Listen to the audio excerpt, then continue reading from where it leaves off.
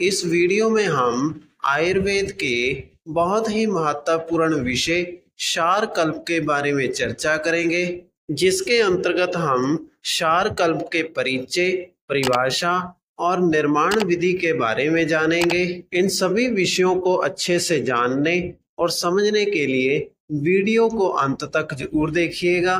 क्षार कल्प के अंतर्गत सबसे पहला हेडिंग इसके परिचय का लिखा है, जिसमें लिखा है कि शरण कर्म अथवा शनन कर्म करने वाले द्रव्य को क्षार कहा जाता है, अर्थात आशय से गुलम, दूषित मांस आदि को काटकर अधोमार्ग से बाहर निकालने की क्षमता वाले द्रव्य को क्षार कहा जाता है। कटु, लवण, इसके बाहुल्य वाला, स्पर्श में तथा जीव पर रखने पर शीतल, विषग्न, गंधी द्रव्य क्षार होता है।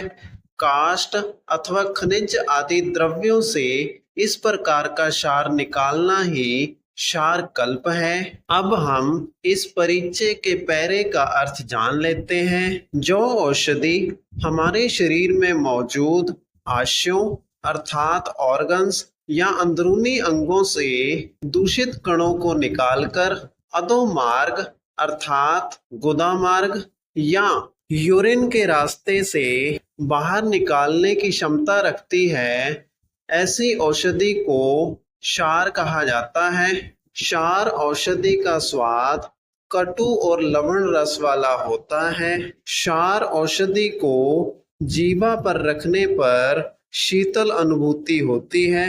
वनस्पति या खनिज द्रव्यों से इस प्रकार के गुणों वाले क्षार को निकालने की क्रिया को क्षार कल्प कहते हैं। इसके बाद क्षार कल्प में अगला हेडिंग परिभाषा का लिखा है, जिसके अंतर्गत लिखा है कि क्षार युक्त काष्ठ औषधियों को शुल्क रूप में लेकर अग्नि में डालकर भस्म को चतुर्गुण षडगुण जल में घोलकर रख लेते हैं तथा प्रातः काल ऊपर का जल निकालकर छान लेते हैं।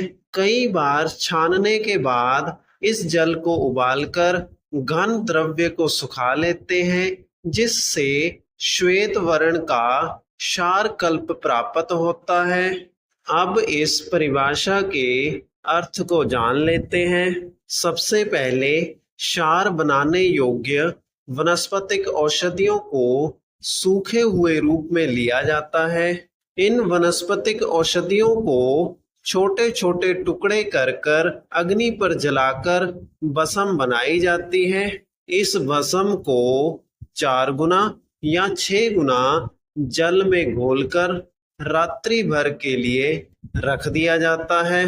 फिर अगले दिन सुबह ऊपर के जल को निकालकर भस्म को छान लिया जाता है। इस प्रकार जल और भस्म को छानने की प्रक्रिया कई बार की जाती है, जिसके बाद अंत में जल को उबालकर घन द्रव्य को सुखा लिया जाता है।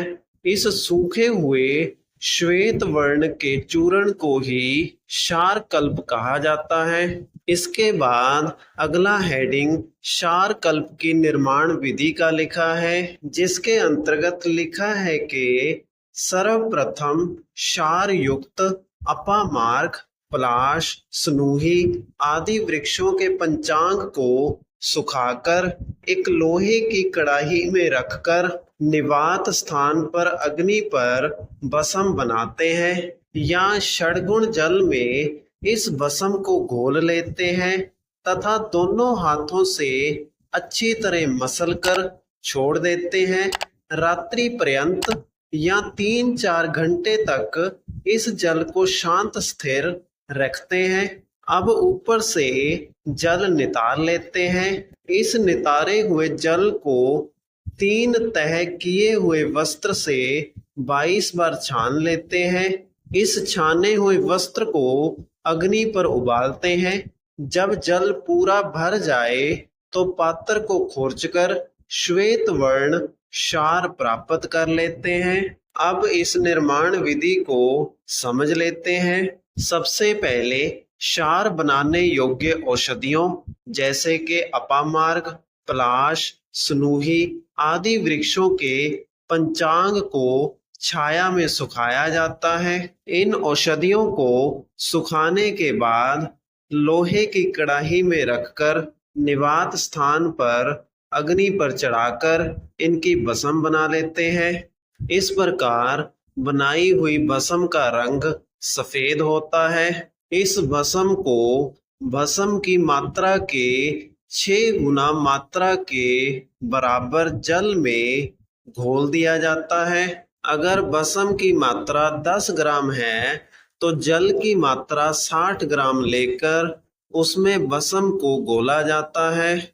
इस भस्म को दोनों हाथों से अच्छी तरह मसल कर जल में घोल दिया जाता है।